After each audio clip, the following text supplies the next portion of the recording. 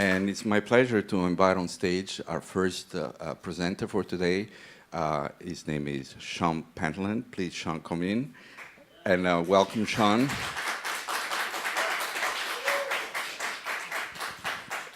Shawn is an extremely talented bassist and composer you will see today. He is currently living here in Boston, but he used to live in Korea up to last year. He has collaborated and performed with masters such as Jerry Bergonzi, Don Braden, James Nadero, and many, many more. Shawn is currently completing composition to feature a distinctive orchestration of piano trio, plus string and brass, and is establishing a concert platform in Boston that we enable the city composer to present their work to the public in an all-inclusive and accessible way. It's been an amazing pleasure to have him as a student this year and getting to know him a bit. He was also part of the Berklee Global Jazz Ambassador trip to Panama, and he has contributed to the community in a very beautiful way throughout this semester. So I would like to, again, welcome Shawn. Presentation. Thank you. Thank you, Marco. Good morning, everybody. Thank you for being here. My project is titled Dreams in Motion. In music, the human imagination, ideals, and will converge. Through music, the spirit and intentions of nature and humanity incarnate into sound and vibration, and we reacquaint ourselves with the subtle world of soul. In this sense, the musician is essentially an intermediary between the worlds of spirit and material, unseen and seen. I remind myself of this weighty responsibility and strive to be more aware and discerning in my intake and inspiration and internal state of being, so that the music I transmit be medicinal and urge the listener towards higher thought, deeper feeling, and self-realization. Recovering addicts are people who have already begun an earnest pursuit of self-realization. The steps they take require a prodigious degree of courage and wisdom, such as recognition of their own helplessness, readiness to face their demons and surrender to a higher will, and opening to, supporting, and effecting positive change in a community of others in recovery. Music can empower this pursuit and offers so much of what a person in recovery might need: spiritual nourishment, encouragement to face life and its challenges. And music can be a remedy against loneliness and isolation, and very importantly, it brings people together, providing meaningful human connection. And for those who themselves have a musical practice, it can be a means of cultivating the will, of making and breaking habit patterns. The music I wrote for this project is inspired by and dedicated to recovering addicts, alcoholics, and sufferers of mental illness. As we can see from the data on this slide, opioid addiction in particular is a serious problem here in Massachusetts, with a fourfold increase in opioid-related deaths between 2000 and 2015, and more than twice the national average in 2014. The immense scale of this problem shows just how many people's lives this issue has touched in one way or another. I have lost loved ones and fear losing more, and wish that no more lives be wasted because of our reluctance to face the stigma and discomfort of this issue. I think it's important to point out here that about 2/3 of people who died from opioids in Massachusetts in 2013-2014 had a prescription at some point within the preceding 3 years. And this begs the question, maybe we need to examine how our medical system enables the widespread use of opioids, like fentanyl, which you can see in that chart, has in recent years overtaken heroin and is up to 50 times more potent. It's taking far more victims. The 5 pieces I wrote reflect on the spiritual maturity, courage, and humility a person in recovery exhibits. Although once caught in a deadly affliction, some come out with a kind of wisdom that could be an example to anybody. My hope is that music will indeed empower people in their recovery and keep them responding to healing impulses. In addition to strengthening and spiritualizing the individual, music also brings people together, in a setting of empathy and communication. True and lasting freedom from these afflictions will only be possible when our whole society has become a safe, sane, and supportive community, the kind that music can inspire, from the micro level to the macro. Oh, too soon. At the bottom of this slide are some musical intentions that help shape these compositions. Counterpoint, my interpretation of it, as being the absence or the rearrangement of melodic hierarchy, which I sometimes adhere to traditional rules and sometimes not. Searching for resolution, finding varied directions for dominant and diminished chords. Self-similarity, which is represented by thematic processes such as repetition, transposition, inversion, augmentation, and diminution. And in general, narrowing the scope to explore less material more thoroughly. And beside that, I've included a short list of pieces of music that I drew inspiration from. First and foremost are the musicians I recorded with. I tend to write music for specific people's voices that I know and love. The first piece, Memories from the Sun, was a piece written for my late cousin who suffered mental illness and addiction. He was extremely intelligent, sensitive, and perceptive, perhaps too much for this world. He never received the care he needed and succumbed at a time that nobody could foresee. In his mother's words, quote, "He was a victim, an injured soul in a society that despises victims. And he had a good heart, but no one thought about mending the broken spirit." Memories from the Sun intends to encapsulate the yearning of a broken spirit for wholeness and peace, a dim memory of being in an elemental state of purity and simplicity, like the fiery gases of the sun. The restless forward-moving rhythm and harmonic twists and turns create an unsettled feeling, which is briefly resolved when the trumpet enters, playing the motif indicated there, which I associate with the sun. Other compositional features include a kind of rule-breaking counterpoint, where sevenths are sometimes treated as consonances, and leaps from dissonances such as tritones and fourths are allowed. This, together with the employment of more traditional consonants, highlights the feeling of restlessly seeking resolution.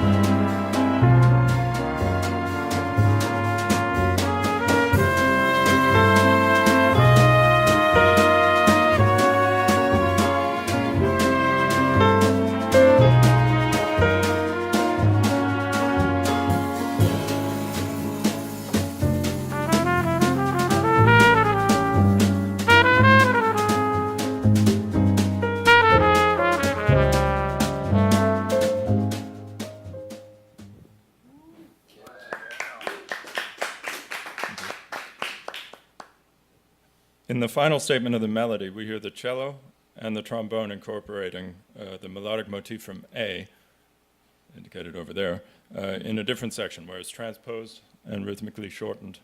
We'll just hear that for a second. Oops, too far.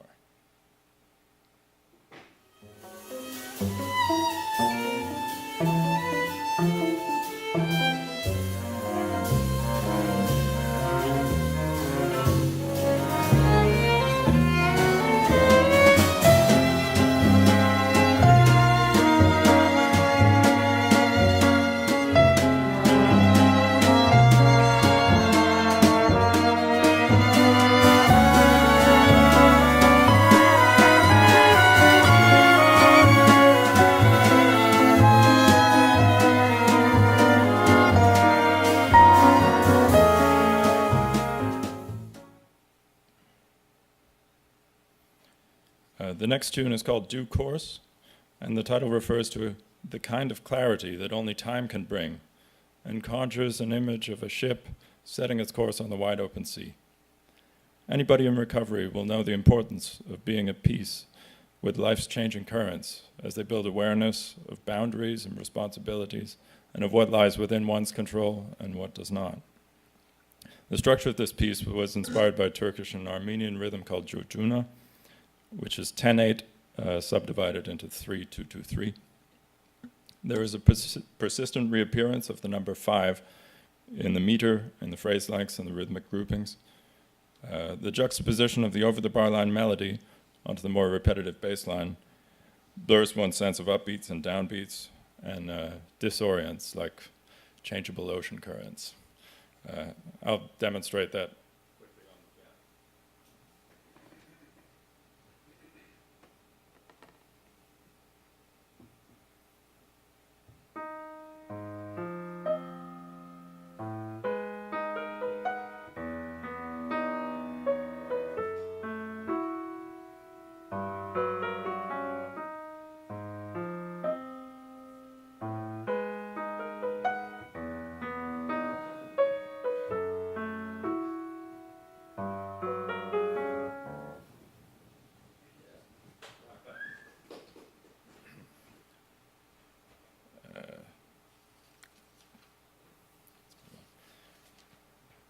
In this excerpt, we'll hear the piano solo with string backgrounds, followed by strings and brass entering a B prime, indicated over there on the left.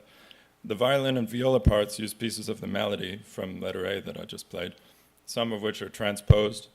Later on at D, we will hear the violin restate the original melody, which is rhythmically augmented with the note values exactly doubled. This thematic recurrence and augmentation is a musical representation of self-similarity, which is a mathematical phenomenon where shapes and organisms exhibit similar traits at the micro level and the macro. This can be translated to the empowering idea that one can affect change on a global level by starting in the immediate environment.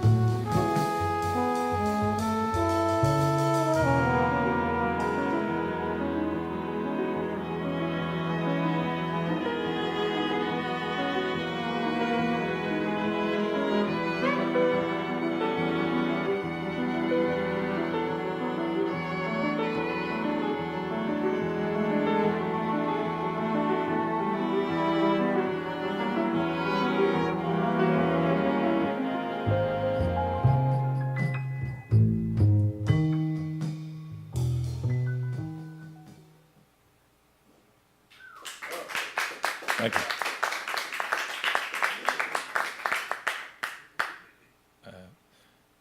In this next tune, View from Without, I again rework a melodic motif, transposing and rhythmically restructuring as I did in the previous example. I'm going to forego the musical example of this and just let you see it on the score there for a second. I tried to color code these little pieces of thematic material, which are augmented rhythmically, though this time not exactly doubled.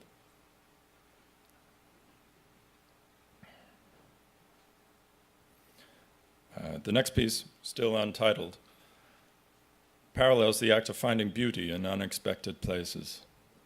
To be at peace in life requires continual adjustment, flexibility, and receptivity to the subtle gifts that appear in our realm of experience. Peace can be attained in a dynamic and changing environment, and is a path as much as it is a destination. This tune intends to mirror that, maintaining a degree of harmonic tension and movement within the cyclical form that reaches no real conclusion.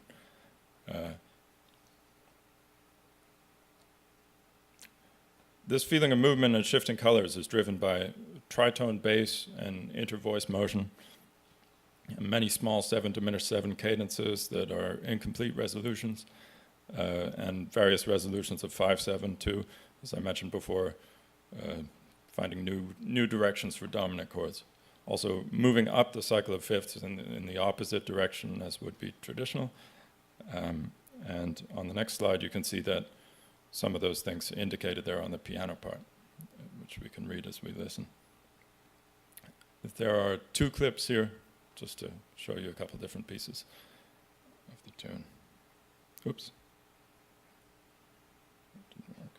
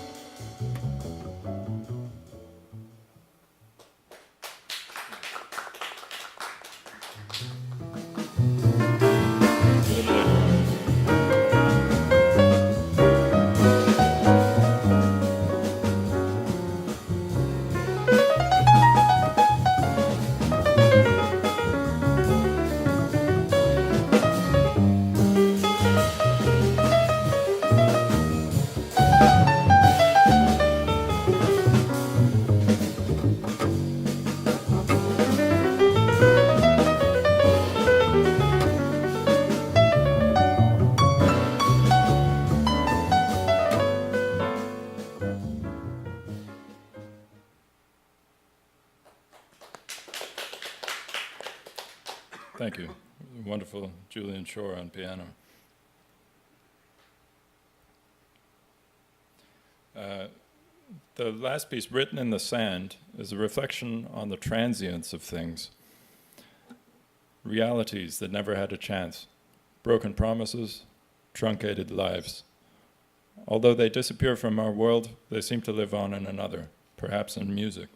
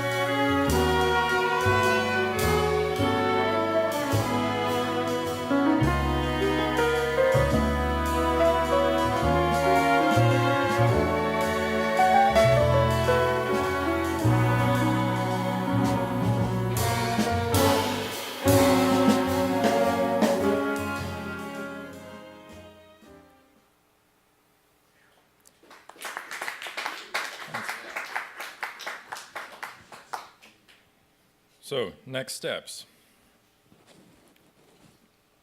Because of music's potential to create healthy, empathetic environments, I decided that a community performance series would be an effective way to share music with those in recovery and with the public at large, create an environment of support, and remedy isolation and stigma I spoke of earlier by means of awareness and discussion.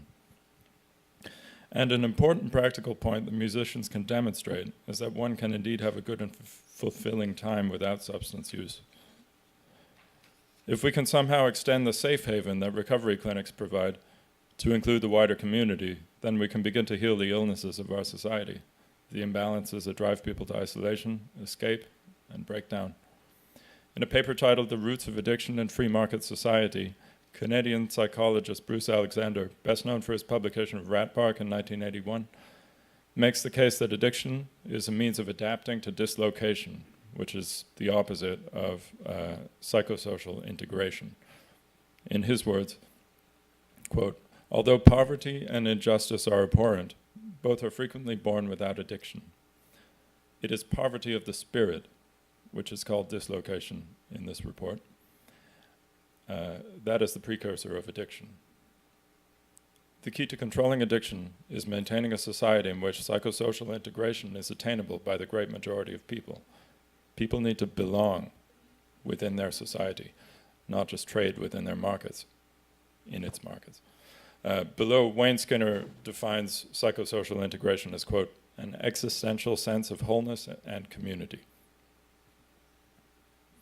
The very first iteration of the performance series will be held on July 8th at the local wind and brass shop Virtuosity. It will be a composer's workshop, free and open to the public, and in addition to raising awareness about addiction and recovery, it will promote a respectful exchange between some of the area's creative musicians and the local populace. Recognizing our privilege as artists and academics, we aim to create an atmosphere of inclusion and share our process with the working people of Boston, who, through their work and very existence, enable our lives as artists in quite a direct sense. I've received invaluable help from the people at the bottom of this slide in establishing this series. Thanks to their counsel, I have additional venues for future events, like-minded organizations to collaborate with, and resources for grants. Quickly at the bottom, if you can't see it, that's Mark Redmond, Louisa Harris, and Berkeley's own Mr. J. Curtis Warner, Jr. Later this year, I'll be working alongside some great musicians in South Korea in an organization to bring jazz to schools. Thankfully, Koreans do not suffer to the same extent from drug addiction, but alcohol and psychological problems are still prevalent. Children and teenagers suffer too from mental health problems, and tragically are often untreated because of the stigma attached. This, together with the fact that the arts are fast disappearing from the school system, begs for urgent attention. It's hard to find places in this world where there are no impoverished spirits. Without conscious work and care, we can become severed from our culture, our history, and our humanity. Music is all of these, and only with music can we truly feel, empathize with our fellow humans, and know the divine. Although it's too late for my cousin, I now recognize my duty in mending the broken spirits. Thank you very much.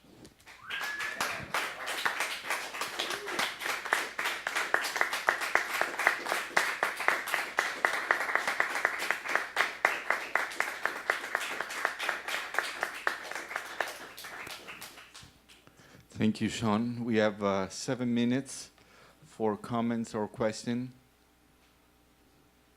I get this. Shawn, I'm a little speechless here. I wrote down, your voice speaks deeply. And it speaks deeply through your words, through your actions, through your intentions, through your compositions, and through your bass. Okay? Well, that's a pretty complete picture of a great artist, in my opinion. It was a pleasure working with you this year. We had a lot of one-on-one time in the composition stuff and everything, and it was just fantastic to see you sometimes bring in these really complex scores, and that was like in the middle of the compositional process, and we worked on that to make them become have a full shape and all that. Your music is like I don't hang glide, but my sensation sometimes when listening is like would be like the feeling of hang gliding over the Grand Canyon or the mountains in New Hampshire. It's at the same time that it's very passionate. It also feels very like a relief for me, a lot of freedom. All right, I'll stop there. Hope this project goes far. Thank you so much. Thank you, Bruno. Bruno was my advisor this semester, and without him, never would have made it through all of this. So, a big thank you. Yeah. Shawn, I echo Bruno's word. I'm really impressed by the depth, I would say, of what I've listened today, and I'm very impressed by your presentation. It came a long way from last time you presented in class, and I'm so glad that it did, because it's so clearly explained your vision of what you're doing, and I think there's a lot of your intention is we hear in the music, even without you saying anything, and that's always so beautiful when you hear music. Doesn't matter how complicated it is, but it has such an impact that is so immediate. I think that's really speak about the power of music. I have some question about. It's interesting what you're bringing on this spotlight on addiction, and of course you have this personal experience through family, which is very sad. And I wanted to ask you how you came about to start writing with this thing in mind, and also in one of the first slides you were mentioning some of your inspiration, but you really didn't talk about it. But you kind of, and I was wondering if you can expand a little bit on that. Sure. In a way, connect them to. Are you referring to musical inspiration or otherwise? Yes. Okay. Right. Because I saw you listed a certain classical thing. Right. Yeah. It was that was a short list of pieces I've been kind of absorbing and considering at the time. Though, as you can probably hear in the music, I don't make much of an effort to emulate them. Which is good. How I couldn't if I tried. The issue of addiction that goes back quite early actually.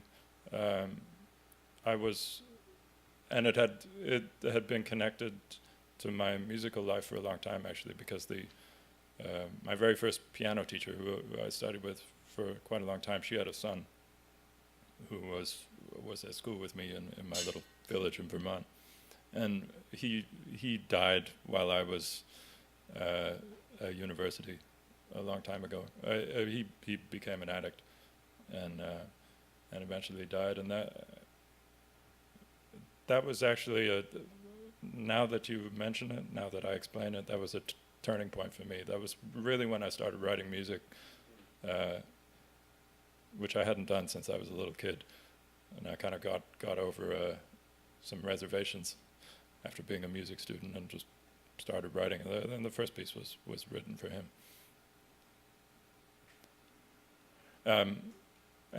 Does that answer your questions? Yes, about the musical inspiration? Yes. I can tell you what those pieces were. It does.